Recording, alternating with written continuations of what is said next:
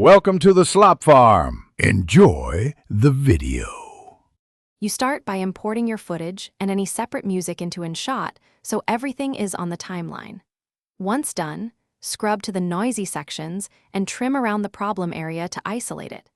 Make sure to zoom the waveform so you can see noise peaks versus speech. You'll do quick edits now rather than fixing the whole file later.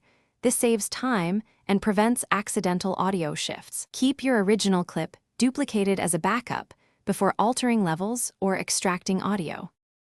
Next, split the clip where clean and noisy parts meet so you can treat them separately. Detach audio from video, then select the noisy segment and lower volume.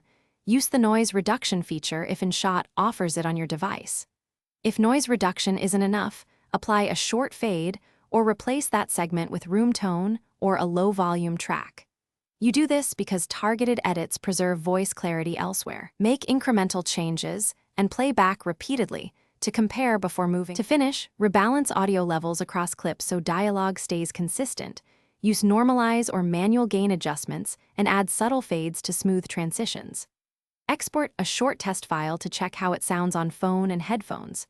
If you still hear hiss or echo, make sure noise reduction was applied correctly, or export the detached audio and use an external editor for spectral cleanup, then re-import.